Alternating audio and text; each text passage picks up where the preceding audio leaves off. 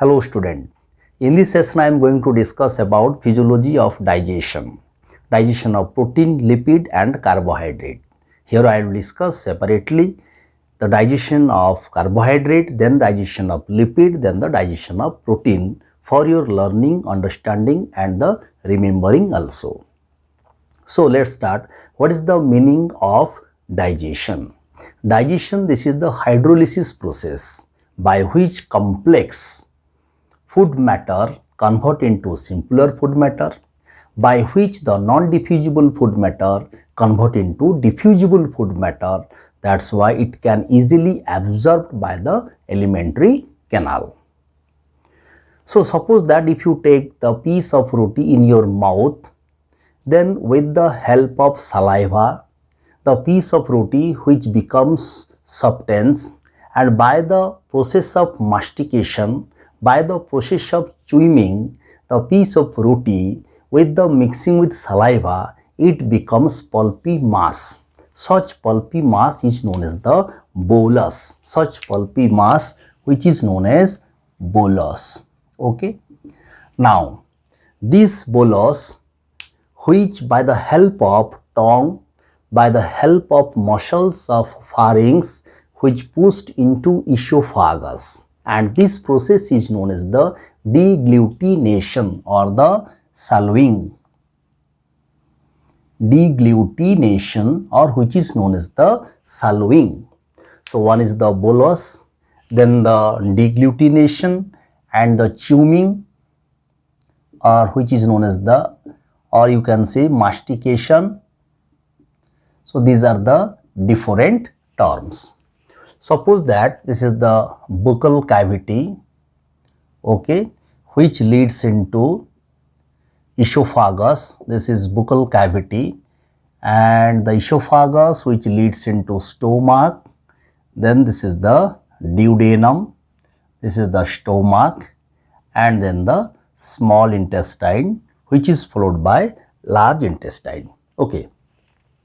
Suppose that here you take the piece of roti. Now it converts into the pulpy mass inside the buccal cavity by the process of chewing, mastication, and by the help of coordinated movement of cheek, the movement of the jaw, and the mastication process and releasing of saliva, and everything which is coordinated by the motor, the fifth cranial nerve, the trigeminal cranial nerve. So fifth cranial nerve is known as the trigeminal cranial nerve, which is the motor cranial nerve. So this chewing process, it is coordinated by the fifth cranial nerve. By the fifth cranial nerve, this is the trigeminal cranial nerve. The name is the trigeminal. We have 12 pairs of cranial nerve. The nerve which comes out from the brain is known as the cranial nerve. So fifth one name is the trigeminal, which is motor cranial nerve. So such motor cranial nerve, by the it coordinate the function of mastication. Okay, and which is known as the mastication reflex. This is known as the mastication reflex. Okay.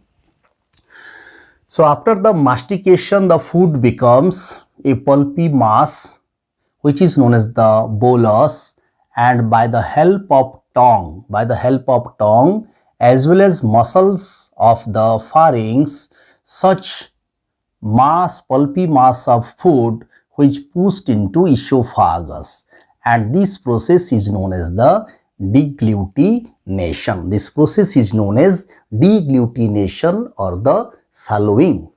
This deglutination and the swallowing, again this center present in the medulla oblongata of the brain or lower part of the pons varolii, which present in the brain. Which part? The medulla oblongata part or the lower part of the pons varolii. I will discuss in the nervous system everything, every part of the brain, every center of the brain. Okay, so here the mastication reflex, which is regulated by the fifth cranial nerve, and here the deglutination or the swallowing process, which is regulated by the nerve center present at the medulla oblongata or the lower part of the pons varolii. Okay. Now, so the food entering into the esophagus in a rounded ball-like structure, rounded pulpy ball-like structure, and which is known as the bolus. So this is known as the bolus. Okay.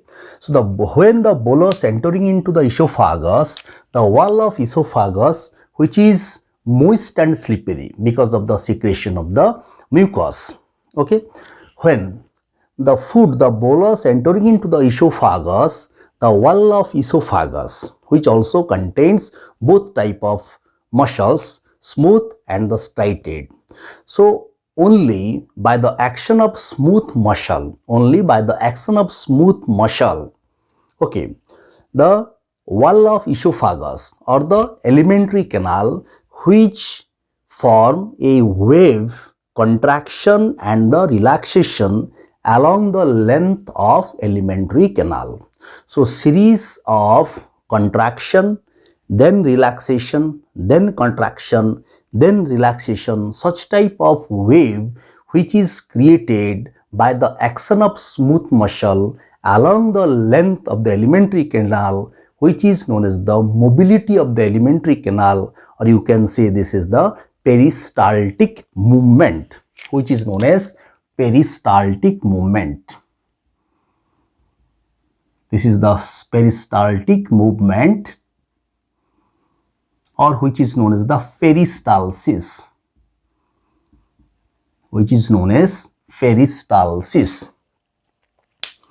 So peristalsis, this is the wave of contraction and relaxation of the alimentary canal along the length of alimentary canal. This is known as the peristalsis. So here, suppose that the bolus, which is there is the regular contraction and the relaxation of the wave of the contraction and relaxation in the wall of esophagus, which is known as the peristalsis or peristaltic movement. So by the peristaltic movement, now the bolus entering into stomach through, there is the guard or the gate here, which is known as the cardiac sphincter. This is the cardiac sphincter. Okay. So now bolus when entering into, or the food matter substance when entering into the stomach, which causes the distension of this pyloric region, So this is the pyloric region at the enteric region. So pyeloenteric region, which is distend, and the distension of enteropyloric region, as well as when the food entering into the stomach, then which causes the secretion of gastrin. I have already told in my last class. So gastrin, which activate the cell, which cell please, which activate, so gastrin which activate which cell, yes please, the gastrin which activate which cell, oxyntic cell, as well as chief cell. Oxyntic cell, which is also known as the parietal cell. Oxyntic cell which secrete HCl, or the parietal cell, oxyntic cell also known as the parietal cell. And such gastrin also activate another cell, that is the zymogen cell, or which is known as the chief cell. Chief cell secrete two pro-enzymes, prorenin and the pepsinogen. These are the two protein digesting enzyme. Okay. Now, so HCl, such HCl, it mixed with this HCl, it mixed with the bolus or the food matter. Okay, so now when the food matter come in contact with the HCl, then food matter becomes more soft. Then such food matters it slightly break down into simpler form, and such HCl which also act as the antibacterial substance. It means that if some harmful bacteria entering into stomach, then which is killed by the action of the HCl, and such HCl also regulate the opening and closing of pyloric sphincter. So there is the pyloric sphincter. So it regulate the HCl which regulate the closing and opening of the pyloric sphincter. So this is the pyloric sphincter. So when the food entering into stomach, the pyloric sphincter it close up, as well as cardiac sphincter also close up. So both the sphincter close for some times. And the muscular sac, this is the muscular sac or the bag-like structure, the stomach or the gastron, the wall is muscular, which contract vigorously and which churn the food, which churn the food. So because of the closing of two sphincter, now this sac it forms a closed sac. So inside it there is the HCl and the food matter, and the contraction and the relaxation of the wall of stomach occurs vigorously and which churn the food matter. So such churned food matter, now when it with the HCl, it forms the acidic chyme, the semi-solid fluid, or you can say this is the paste. It form a paste, the acidic paste, or the semi-fluid like structure. The acidic semi-fluid paste is formed inside the stomach by the churning process, and this is known as acidic chyme, which is known as acidic chyme. This is known as acidic chyme. Okay, so by the churned process, the acidic chyme it entering into the duodenum. So here inside the stomach, food present for sometimes about 3 to 5 hours. So the stomach which act as the reservoir of food, and sometimes the stomach which act as the site of the digestion of the protein also. Okay, so this stomach, now the food becomes acidic chyme. Now this acidic chyme entering into duodenum. Okay, duodenum. So the pH of buccal cavity here, the pH is the 6.8, the pH of stomach 1.8, and the pH of alimentary canal or the small intestine which is the 7.8. This is the very easy to remember. How to remember? So 6.8, 1.8 and the 7.8. This is the one type of figure you can remember very easily. Okay, so now when the food entering into duodenum, it come in contact with two secretion. One is the secretion of pancreatic gland, this is the pancreatic gland, and another is the secretion of liver, that is bile. So this is the gallbladder. Okay, this is the gallbladder. Okay, this is the gallbladder. So in my last class I have already told about when the food entering into duodenum, two hormones, several hormones are secreted, but mainly two hormones, secretin and another is the cholecystokinin, or you can say cholecystokinin pancreozyme. Okay, so cholecystokinin which contract the gallbladder, that's why cholecystokinin, also known as or one of the important term, this is known as the cholagogue. Cholagogue means the substance which contract the gallbladder is known as the cholagogue. Another term is the choleretics. Choleretics, the substance which increase the secretion of bile, which is known as the choleretics. And here I also remembering one term, that is the incretin. Incretin means the substance which contract the beta cell of pancreas to release insulin. The term is known as the incretin. So you have to remember three terms: cholagogue, choleretics, and incretin. Okay, so these are the very fundamental idea. And the pancreozyme, so cholecystokinin, pancreozyme, the two terms here.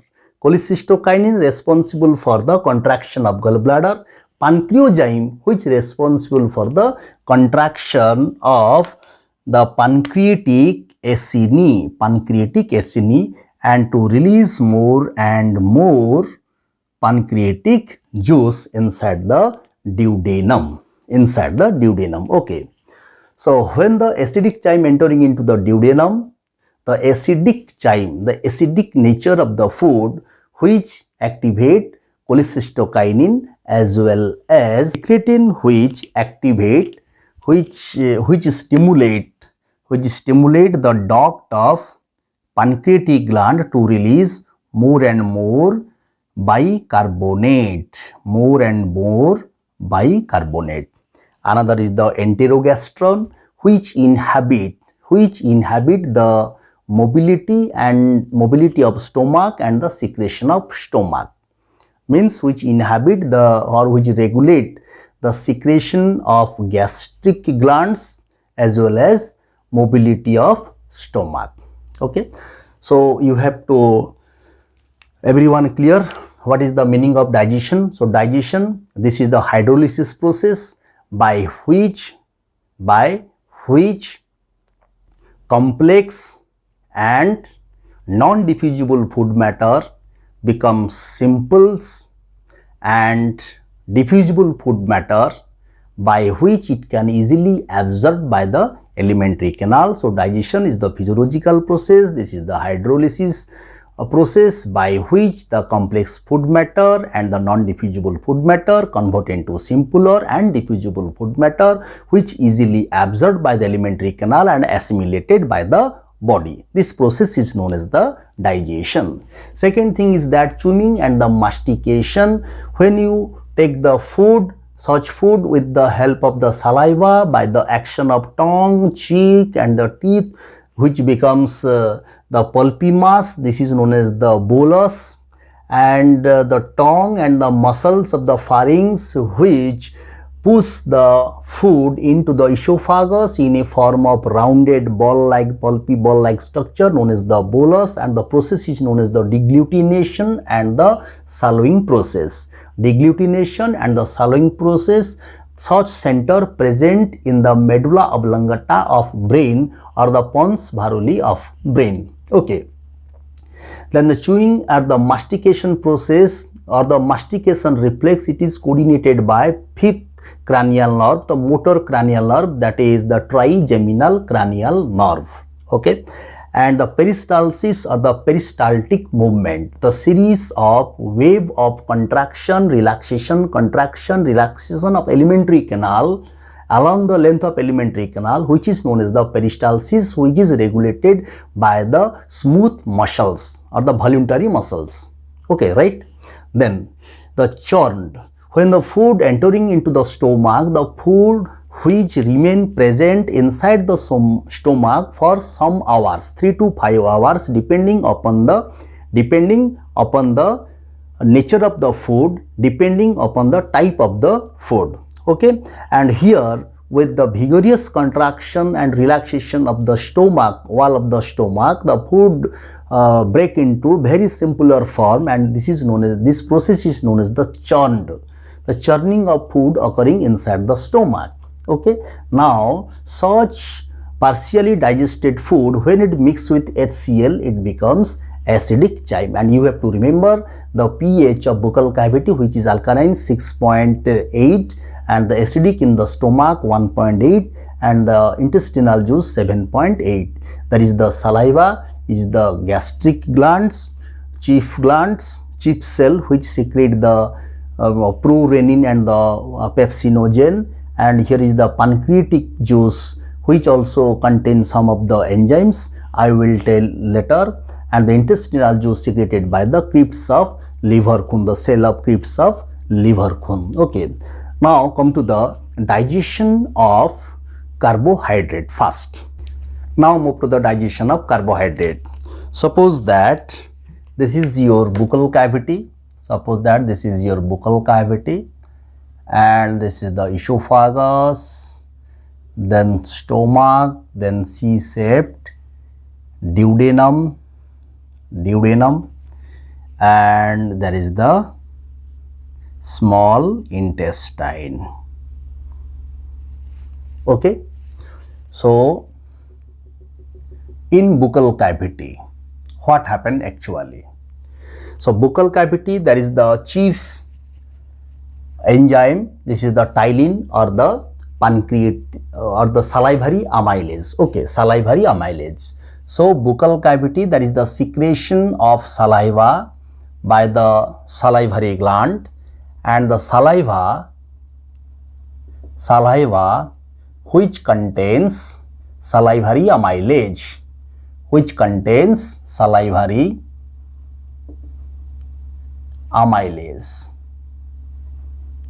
Salivary amylase, also known as ptyalin. The salivary amylase, which also known as ptyalin.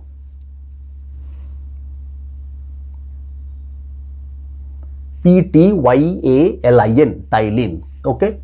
So this salivary amylase or ptyalin, this is the single enzyme which present in saliva. This is the single carbohydrate digesting enzyme present in the saliva. This is known as the ptyalin or the salivary amylase. Okay. So in the buccal cavity, the carbohydrate food matter, suppose that the starch which break into maltose, isomaltose, and limit dextrine,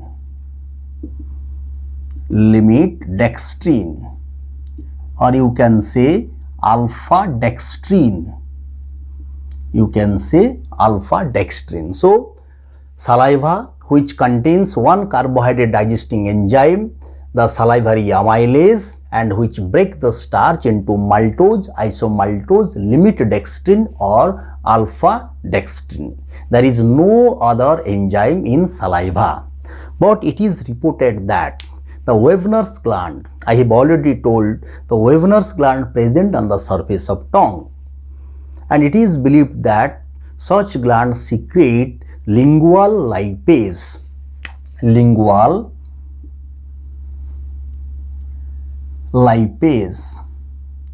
This is the lipolytic enzyme, lingual lipase, the lipid digesting enzyme, which also known as the lipolytic enzyme. Such lipolytic enzyme which is very weak, or this is non-functional in the buccal cavity. So there is no role of the lingual lipase. Okay. Now the food by the process of deglutination entering into esophagus, and through esophagus entering into stomach, here it becomes acidic chyme. the enzyme which is secreted from the stomach known as the gastric juice. Gastric, the secretion of gastric gland known as the gastric juice. So gastric juice which contains only protein digesting enzyme. There is no carbohydrate digesting enzyme. So there is no carbohydrate digesting enzyme. No carbohydrate digesting enzyme. Okay, so there is no chance for the digestion of carbohydrate inside the stomach, but the food becomes inside the stomach is acidic chyme. I have already told about what is the meaning of acidic chyme. Okay, now when the acidic chyme entering into duodenum, it come in contact with the pancreatic glands or the pancreatic secretions. Okay, suppose that this is the pancreatic gland, as well as there is the secretion of duodenum, there is the secretion of bile also. Suppose that this is the gallbladder. Okay, but the gallbladder secretion or the liver secretion, which is the bile, there is the salt and the pigments, bilirubin, biliverdin, these are the two pigments, carbonate, sodium taurochlorate and sodium glycocholate. These are the three salts present in bile, but there is no digesting enzymes. There is no digesting carbohydrate enzyme or any digesting enzyme. Okay, but pancreatic juice, which contains protein digesting enzyme and the carbohydrate digesting enzyme and the lipid digesting enzyme. That's why the secretion of pancreatic gland, which also known as the complete digestive enzyme, Why? It is known as the complete digestive juice or the enzyme, because the secretion of pancreatic gland which contain the digesting enzyme of protein, lipid and carbohydrate. So now at the duodenum there is the action of bile, there is the action of pancreatic juice. Okay, so with the action of bile, the acidic chyme which becomes alkaline here, So the starch, the remaining starch, very slight amount of starch digested in buccal cavity. Okay, and after the remaining starch,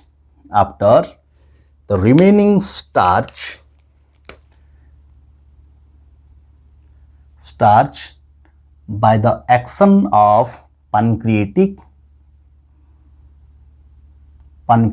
amylase, which convert into maltose, isomaltose and limit dextrine. Okay, and other enzymes which are for the digestion of lipids and digestion of the protein, but there is no other carbohydrate digesting enzyme in the pancreatic juice. So pancreatic amylase, this is the one enzyme present in the pancreatic juice which break the starch into maltose, isomaltose, limit dextrine. Now such alkaline food now entering into the small intestine, and the small intestine which secrete intestinal juice by the crypts of Leverkuhn. The gland is known as crypts of Leverkuhn. I have already told about the crypts of Leverkuhn. Okay, so crypts of Leverkuhn It contains the final digesting enzyme of carbohydrate.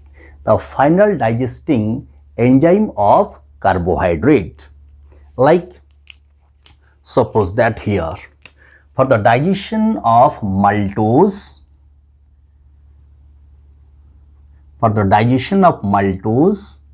there is the maltase, which break the maltose into two molecules of glucose. Okay, then isomaltose also break into two molecule of glucose, and the enzyme is isomaltase. The suffix for the enzyme is AAC, maltase. This is the isomaltase. Then limit dextrine,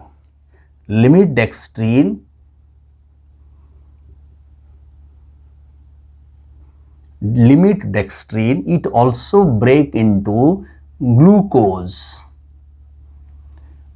by the action of limit dextrinase. So these are the carbohydrate digesting enzyme present in the intestinal juice, and other sucrose. This is the common sugar. Sucrose digesting enzyme also present here. This is the table sugar or the common sugar. The sucrose, it digested or it break into glucose and fructose. Very important, glucose and fructose by the action of sucrase. Or it also known as invertase,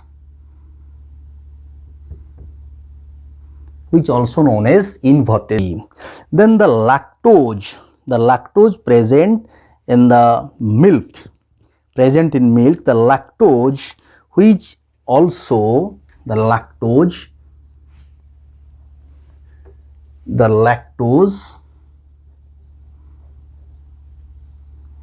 it also digested by lactase.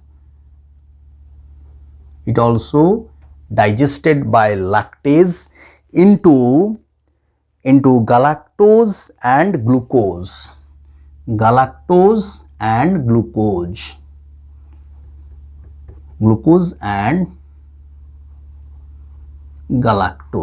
So if the absence of lactase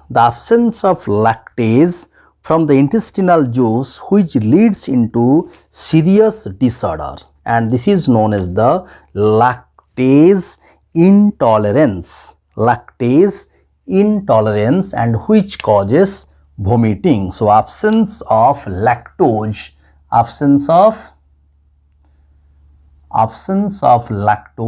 if lactose absent in intestine, then which causes lactose intolerance, and which causes vomiting. So this is the final product of the digestion of carbohydrate. So mainly the final product, this is the glucose. So the intestinal juice secreted from the crypts of liver cone, and intestinal juice, which also known as succus entericus. So this is the complete digestion of carbohydrate. So inside buccal cavity, starch, it is digested by the salivary amylase or the ptyalin, converted into maltose, isomaltose, and the limit dextrin. Inside the stomach, there is no digestion of carbohydrate because there is no carbohydrate digesting enzyme. When the food entering into the duodenum, there is the pancreatic secretion. So pancreatic juice, which contains one carbohydrate digesting enzyme, that is the pancreatic amylase. So pancreatic amylase, which break the starch into maltose, isomaltose, and the limit dextrin. So the small intestine, ileum and the jejunum, which there is the crypts of liver cone which secrete the intestinal juice or the succus entericus, which contains several enzymes like maltase, isomaltase, limit dextrinase, sucrase or the invertase and the lactase. So the maltase, it break the maltose into glucose and glucose, so 2 molecules of glucose. Again isomaltase also it produce 2 molecules of glucose. This is very important. And the limit dextrin which break the limit dextrinase which break the limit dextrin into glucose. And the sucrose, it is digested by or break down by the sucrase enzyme. So sucrase, it digests the sucrose or break the sucrose into glucose and fructose. This is very important. And another is the lactose. So lactose, it break into glucose and galactose by the action of lactase. So this glucose which is absorbed by the small intestine. Okay, so this is the whole process of the carbohydrate digestion. Okay, so this is very important. The sucrose, also known as invertase, the sucrose break into glucose and fructose, maltose which break into glucose and glucose, lactose which break into glucose and galactose. You have to remember these three things, very important. And the intestinal juice, also known as the succus entericus. Okay, so these are the very important things you have to remember. Now come to the digestion of lipids. So lipid digestion. So inside the buccal cavity there is no lipid digestion because there is no enzyme present in the secretion of saliva. Then esophagus, there is no digestive gland. Then stomach, the gastric juice, it also believed that the gastric juice which somehow, suppose that the gastric juice which somehow contains the gastric lipase, and here the gastric lipase is very weak. Okay, so inside stomach very small amount of fats may break into fatty acid and glycerol.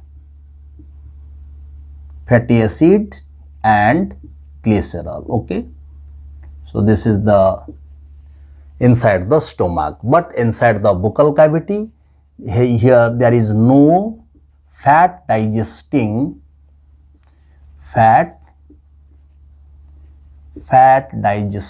enzyme. Okay, so buccal cavity, there is no fat digesting enzyme, so there is no digestion of fat, only food becomes pulpy. Then inside the stomach, the acidic chyme is formed here, but the gastric gland or the gastric juice which contains very small amount of weak gastric lipase, present, and it is believed that such gastric lipase break the fat into fatty acid and glycerol. And the duodenum, now there is the secretion of bile, the bile which contains salts, bile salt, bicarbonate, sodium taurochlorate and sodium glycocholate. So such salt which emulsify the fat,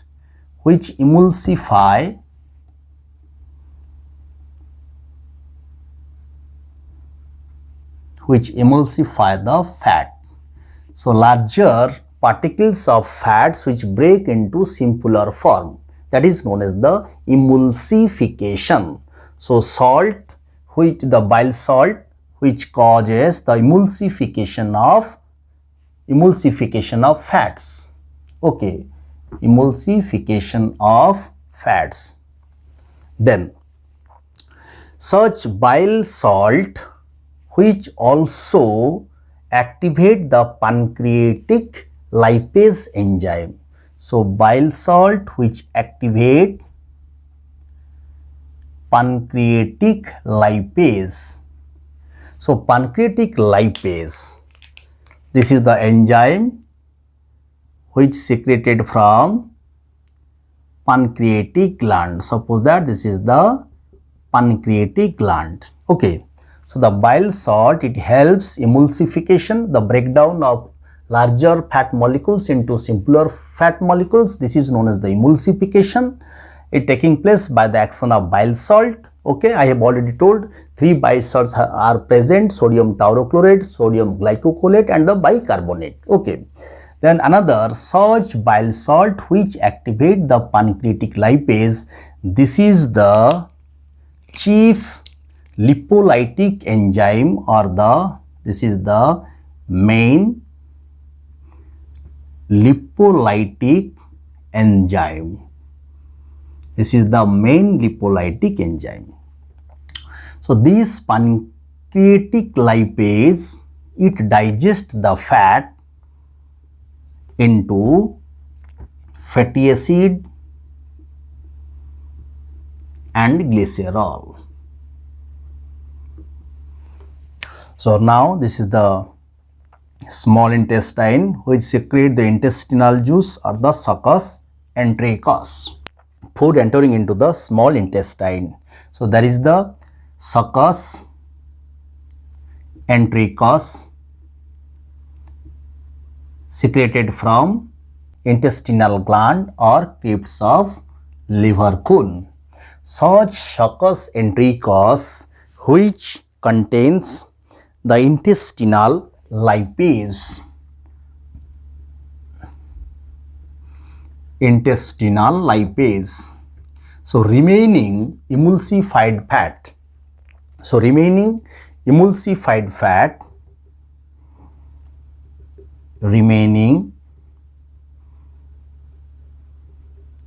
emulsified fat, digested by intestinal lipase and break into fatty acid or glycerol. Okay, so the remaining emulsified fat, it may be diglycerides, triglycerides or the monoglycerides.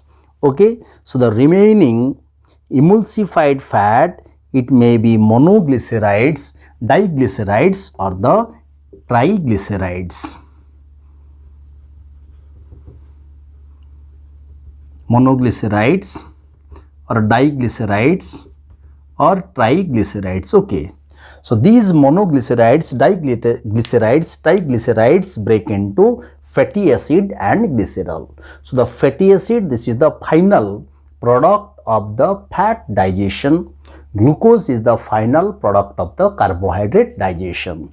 So this is the digestion of lipids. In buccal cavity, there is no fat digesting enzyme, so there is no digestion of fat. But inside the stomach, it is believed that very small, weak gastric lipase present and which may digest the very small amount of fat into fatty acid and glycerol.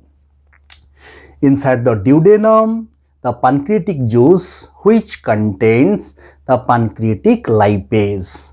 But the bile, there is no digesting enzyme, but the bile salt, it helping for the emulsification of fats. Emulsification of fats means the larger fat molecule which break into simpler fat molecules. This is known as the emulsification of fat. The emulsification which helping for the action of the pancreatic lipase. Pancreatic lipase, this is the main or the principal lipolytic enzyme. Okay, this is the principal lipolytic enzyme or the main lipolytic enzyme. Okay, so now the fat which break into fatty acid and glycerol by the action of pancreatic lipase, and after that when the food entering into the small intestine, the partial digested food, it come in contact with the succus entericus or the intestinal juice. So by the action of intestinal juice or the intestinal juice which contains intestinal lipase, so intestinal lipase which digest the remaining emulsified fat into fatty acid and glycerol. So this is the whole about of the digestion of fat. Here I left one thing, the pancreatic lipase, which also known as stepsin, S-T-E-A-P-S-I-N, stepsin. So the pancreatic lipase also known as stepsin, S-T-E-A-P-S-I-N. This is very important. Now come to the digestion of protein. This is very important. You have to remember and you have to understand how protein digested inside our alimentary canal. The digestion of protein actually start inside the stomach. The digestion of carbohydrate which start from the buccal cavity. Okay, so let's see here. So this is the buccal cavity. Suppose that there is the secretion of saliva, but saliva there is no protein digesting enzyme. That's why inside the buccal cavity there is no digestion of protein. There is no digestion of protein. Okay, now from buccal cavity the food entering into stomach through esophagus. The stomach which contains different protein digesting enzyme. So the inside the stomach there is the gastric juice. So gastric juice which contains two important protein digesting enzyme, prorenin and another is the pepsinogen or propepsin. These are the two inactive enzymes. Okay, so now one is the prorenin,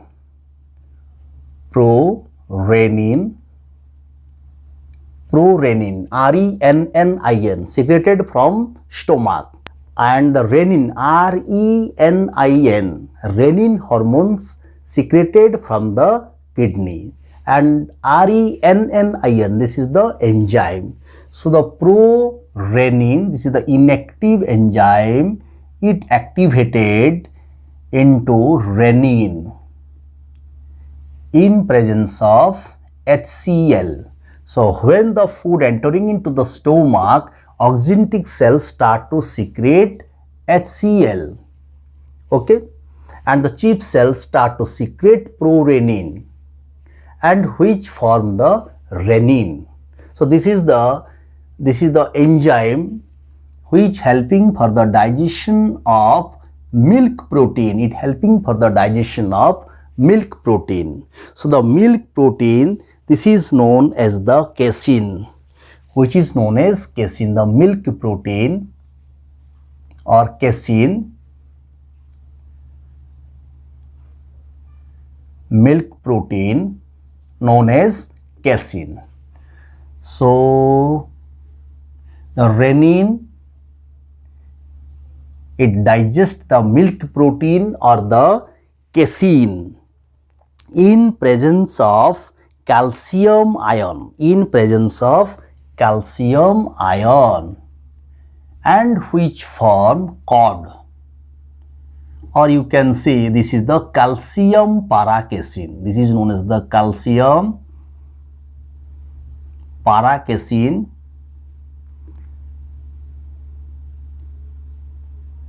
You can say this is the clotting of milk. You can say this is the clotting of milk. The clotting of milk means codling. You can say this is the codling. Now another proenzyme, that is the pepsinogen or propepsin. Pepsinogen, or you can say this is the propepsin. Okay, propepsin. So in presence of HCl, such pepsinogen convert into active pepsin.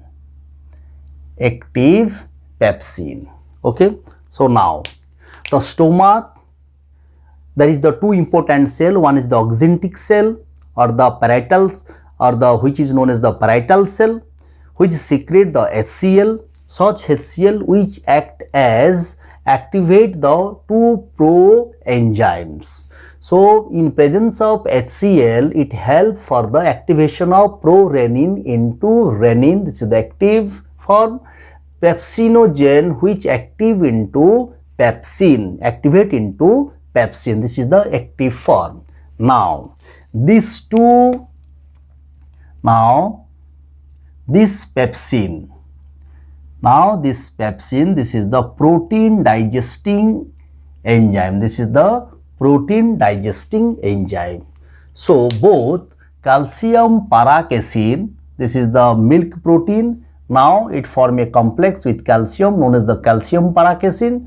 So such calcium paracasein and the protein, suppose that the normal protein and calcium paracasein. Normal protein and calcium paracasein by the action of pepsin, break into proteases, peptones and proteases. Peptones and proteases. So the protein, normal protein and the calcium paracasein in presence of pepsin which break into peptones and proteases. Collagen also break down by the pepsin but not keratin. Keratin present in nail, present in hair, such protein not digested by pepsin. Okay, but collagen, somehow collagen which present in the skin, under the skin, such collagen protein which also somehow which is digested by the pepsin. So this is the digestion which taking place inside the stomach. So let's start the digestion of protein inside the duodenum by the action of pancreatic juice. So let me erase this. There is no space to write more. Okay. So when food entering into the duodenum, it come in contact with again the pancreatic juice. This is the pancreatic gland. So pancreatic juice which contains trypsinogen.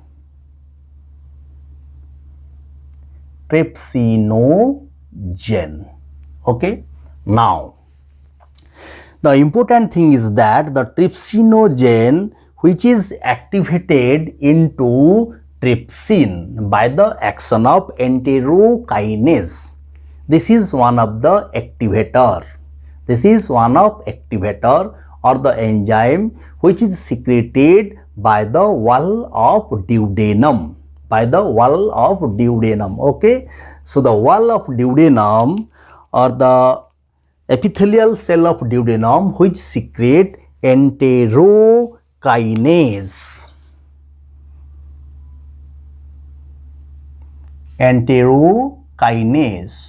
So by the action of enterokinase, trypsinogen convert into trypsin, which convert into trypsin. Okay.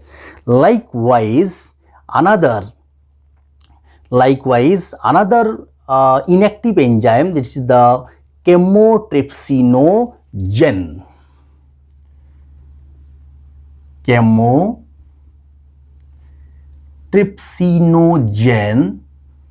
Again which activate into chymotrypsin,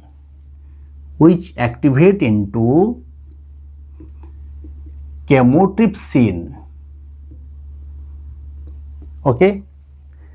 Again another inactive enzyme, carboxypeptidase. So these are the three inactive enzymes. Now carboxypeptidase, again this is the inactive form which activate into carboxypeptidase. Again carboxypeptidase. So here important thing is that when the trypsinogen activate into trypsin in presence of enterokinase secreted from the wall of duodenum, now trypsin which activate the chemotrypsinogen. So in presence of trypsin, chemotrypsinogen activate into trypsin, trypsinogen activate into chemotrypsin. So this is inactive form, this is inactive, and this is the active form. Okay, right? Now the carboxypeptidase, this is the inactive form, and the carboxypeptidase, again the name is same, which is active form.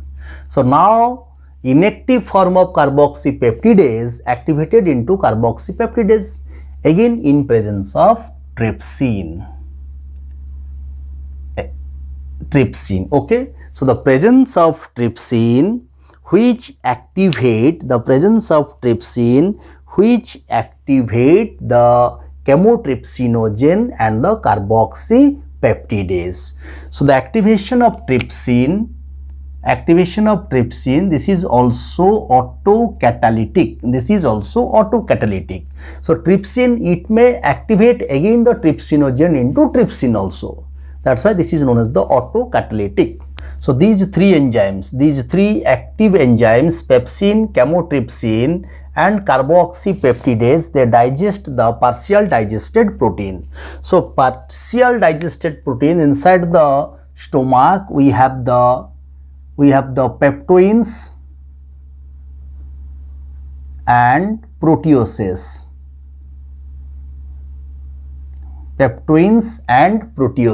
Okay, now such peptoins and proteoses,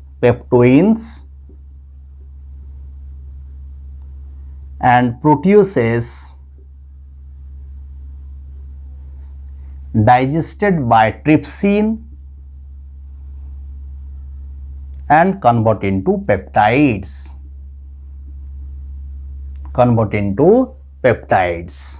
or smaller peptides. Okay, now such peptoins also and proteoses also digested by chymotrypsin,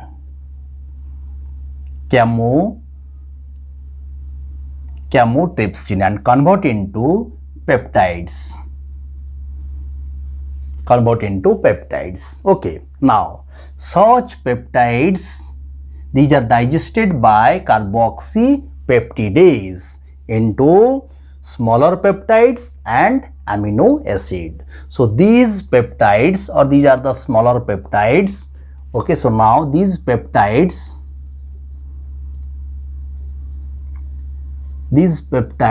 in presence of carboxypeptidase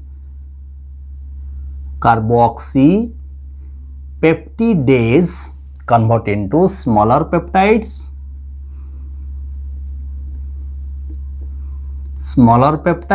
plus amino acid. So amino acid, this is the end product of protein digestion. Okay, so inside the duodenum, there is the action of pancreatic juice. Which contains trypsinogen, it is activated by the enterokinase. Entero means intestine. So somehow it is secreted from the small intestine, not only duodenum, the wall of small intestine which secrete the enterokinase. Okay, so the presence of enterokinase which activate the trypsinogen into trypsin, and the trypsin which also activate automatically the remaining inactive form of trypsinogen. That's why this is known as the autocatalytic. Okay, that one is autocatalytic. So presence of trypsin again which activate the chymotrypsinogen into chymotrypsin, and the presence of trypsin again which activate the carboxypeptidase into carboxypeptidase. So carboxypeptidase means the peptide digesting enzyme. So inside the stomach, by the action of renin or the pepsin, the protein already convert into proteoses and peptoins. Such peptoins or proteoses, when it entering into the duodenum, there is the action of three enzymes. So these trypsin and chymotrypsin which break the proteoses and peptoins into smaller peptides. Now such peptides, when it act on the carboxypeptidase, so carboxypeptidase break the peptides into smaller peptides and amino acid. So inside the duodenum, there is the digestion or there is the action of the pancreatic juice.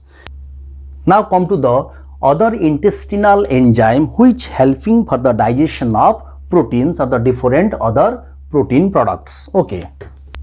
Intestinal juice also contains some of the other substance digesting enzymes. Suppose that the DNA, deoxyribonucleic acid, such DNA which break into deoxyribonucleotides,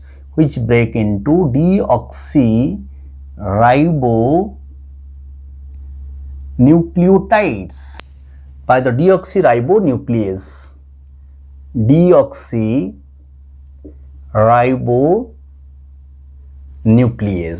Likewise, RNA which is digested into, so ribonucleic acid which digested into or break into ribonucleotides in the presence of ribonuclease. Okay. The intestinal juice also contains the peptidase. Peptidase also known as erepsin. Peptidase also known as erepsin. So which digest the peptides into amino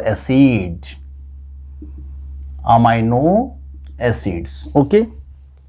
So the nucleotides again which break into nucleosides and the phosphate.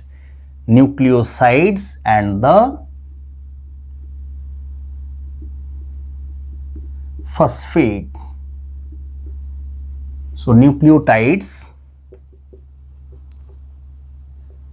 it may be ribonucleotides or the deoxyribonucleotides in presence of nucleotidase.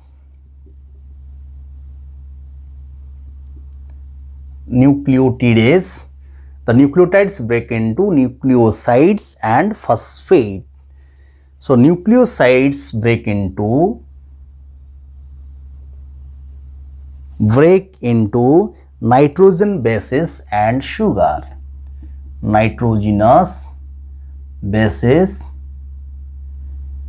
and sugar. So the enzyme is known as the nucleosidase. So these are the other some of the hormones which helping for the digestion of other different substances like DNA, RNA and the peptides. So DNA, which is composed of the sugar and the nitrogenous base.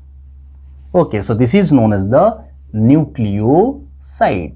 When the nucleoside joined with the phosphate, then which forms nucleotides. Okay, so this is not important, but you have to know the nitrogenous bases and sugar which form the nucleoside. So nucleosides, when it joined with the phosphate, then which form the nucleotide. So DNA and RNA, these are the polymer of nucleotides. Okay, then this is the important, the peptides digesting enzyme erepsin, EREPSIN, erepsin, and the peptidase present in the intestinal juice or the Succus entericus, which digest the peptides into amino acid. This is the final product of the protein digestion. So this is the final product of the protein digestion. This is the whole about of the digestion of lipid, protein and carbohydrates. In my next session, I will discuss about the absorption of protein, lipid and carbohydrates. Thank you for watching.